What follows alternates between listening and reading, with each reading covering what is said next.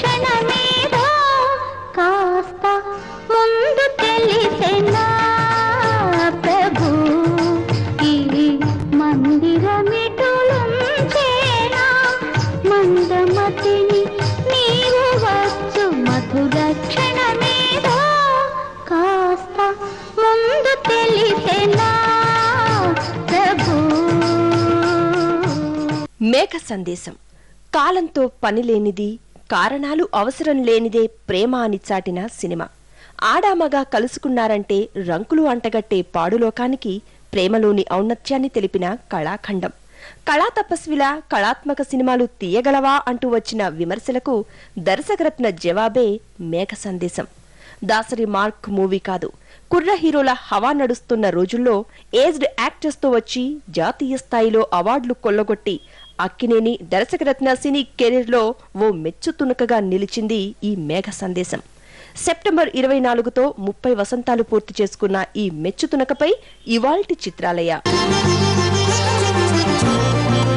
పాడనా వాణి కళ్యాణిగా, పాడనా వాణి కళ్యాణిగా, స్వరరాణి పాదాల పారాణిగా, పాడనా వాణి కళ్యాణిగా, నా పూజకు శర్వాణిగా, నా భాషకు గీర్వాణిగా, శరీర పంజర స్వర ప్రపంచక మధురగాన సుఖవాణిగా.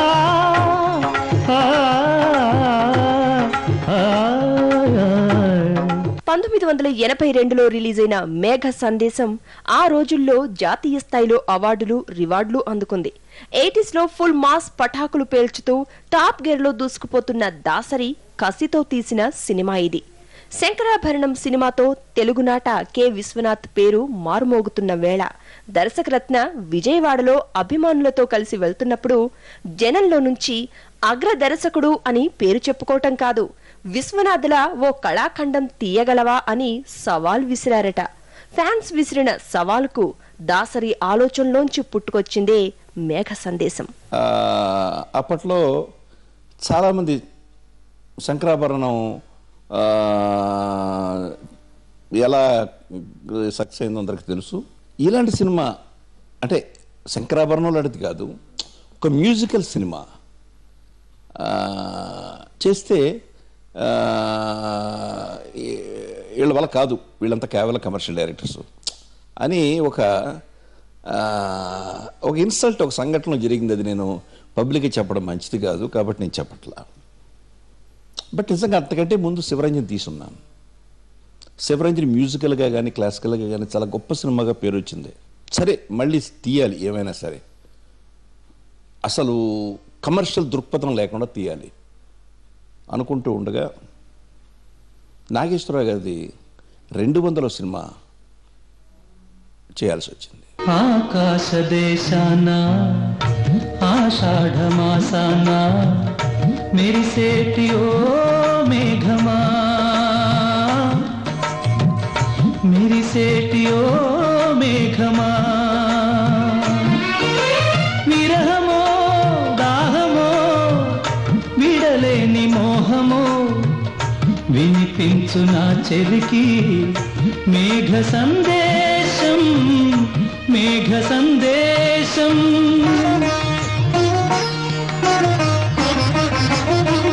సబ్జెక్ట్ ఒక రియలిస్టిక్ అప్రోచ్ అనమాట, ఇంటలెక్చువల్ అప్రోచ్. ఇటువంటి వాళ్ళు ఉంటారు కొంతమంది. మన జీవితంలో సంసారం చేసేవాళ్ళు భార్యతో సంసారం చేస్తూ పిల్లల్ని కంటున్నా మనసు మాత్రం ఎక్కడో ఉండేవాళ్ళు కొంతమంది ఉంటారు. అటువంటి సబ్జెక్ట్స్ అన్నమాట. కొంతమంది అపార్థం చేసుకుంటారు. ఇక కథలోకి వెళ్తే రవీంద్ర బాబు ఊరికి పెద్ద మనిషి, ఆయన భార్య పార్వతి, భర్తే లోకంగా బతికే అమాయకపు ఇల్లాలు. ఊరికి మంచి చెడు చెప్పే రవీంద్రబాబు ఊరి చివర ఉన్న దేవదాసి పద్మతో సాన్నిహిత్యం పెంచుకుంటాడు. ఆమె చేసే నాట్యం మరుగున పడున్న రవి కవి హృదయాన్ని మేల్కొనేలా చేస్తుంది. ఎన్నో ప్రణయ గీతాలు రాస్తూ పద్మతోనే ఎక్కువ సమయం గడిపేవాడు రవి. ఇది మనం ఒక 200 పిక్చర్ ప్రజెంటేషన్గా ఈ సినిమాని తీద్దాం. నేను ఈ సినిమాకు రూపాయి రెమ్యూనరేషన్ తీసుకోను, మీరు రూపాయి రెమ్యూనరేషన్ తీసుకోవద్దు, అదే పెట్టుబడి అనుకుంటున్నా అని తీసేయండి, ఆడినా ఆడకపోయినా మనకు పర్వాలేదు. That's how we started this film. నేను మేఘ సందేశం ఒక తపస్సులా తీసాను నిజం చెప్పాలంటే. అంటే ఇవాళ మాట చెప్తే కొంచెం బాధ వేస్తుంది, ఎందుకంటే ప్రతి వాళ్ళు ప్రతి సినిమా తపస్సులాగా తీసేమంటున్నారు, కాబట్టి ఆ తపస్సు అనే పదానికి వాల్యూ లేదు. కానీ నిజంగా చెప్పాలంటే ఒక తపస్సులాగా తీశాను. అన్న కూడా వచ్చారు కదా, మీరు చూశారా? ఎందుకు వెళ్ళిపోయారు? ఊరికి చూసి మీరెందుకు పిలవలేదు? ఎందుకో వచ్చారనుకున్నాను. మరి ఇప్పుడెందుకు పిలిచారు? ఇన్నిసార్లు ఇక్కడికి వచ్చారంటే నా కోసం అయి ఉంటుందనుకున్నాను. మీకోసం? అలా ఎందుకు అనుకున్నారు? నదులన్నీ సముద్రంలోనేగా కలవాలి. అంటే కళాకారులంతా కళాసాగరంలోనే కలుస్తారు. నేను మొట్టమొదట అలా అనుకుని రాలేదు. ఎలా అనుకుని వచ్చారో నాకు తెలుసు. ఎలా? నన్ను అసహించుకోవడానికి. మీకు తెలుసా? ఇది నచ్చని పార్వతి భర్త విషయం తన అన్న జగన్నాథంకు చెబుతుంది. జగన్నాథం వచ్చి పద్మను ఊరు విడిచి వెళ్లిపోమ్మంటాడు. దీంతో పద్మ అక్కడి నుంచి వెళ్లిపోతుంది. పద్మ ఎడబాటు తట్టుకోలేని రవీంద్రబాబు కవిత్వాలు రాస్తూ భార్యా బిడ్డల్ని పట్టించుకోవటం మానేస్తాడు. రవిలో మార్పు తెచ్చేందుకు అతను రాసిన కవితలన్నీ ఓ పుస్తకంగా వేయించి సన్మానం జరిపిస్తాడు. అయినా మార్పు రాదు. కాని అదే సన్మాన సభలో పద్మ కనిపించగానే ఆమె వెంట పిచ్చివాడిలా పరుగు తీస్తాడు. ఆ అప్రాప్త సుందరికి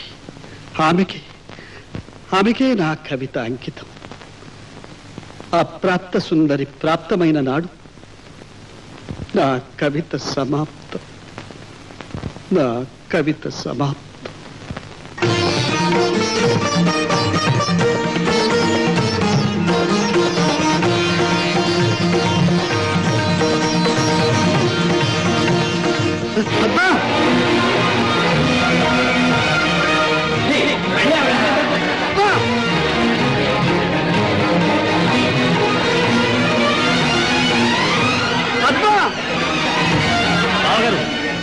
దీంతో అలిగిన పార్వతి తన కూతురుని తీసుకుని అన్న ఇంటికి వెళ్లిపోతుంది. పద్మ ఆశ్రయం కోసం విరాగిలా తిరుగుతూ ఉంటాడు రవీంద్రబాబు. ఇలా ఏళ్లు గడుస్తాయి. ముసలితనంలో కూతురి పెళ్లి చూసేందుకు భార్యను కలుస్తాడు. పార్వతి బతుకు బుగ్గిపాలు కావడానికి కారణం తానే అని బాధపడుతూ కన్నుమూస్తాడు. ఈ విషయం చెప్పేందుకు వెళ్లిన జగన్నాథంకు పద్మ చనిపోయి కనిపిస్తుంది.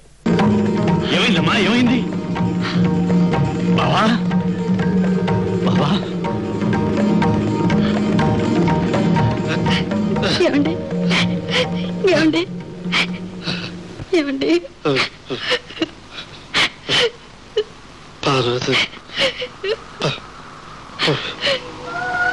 పద్మ, పద్మ. అన్నయ్య, ఆయన అక్కడ తీసుకెళ్తేనే మంచిది. ఈ స్థితిలోనా? పద్మ, ఆయన మనసు అక్కడే ఉంది. అక్కడ తీసుకెళ్తేనే తృప్తి. అలాగే అమ్మా.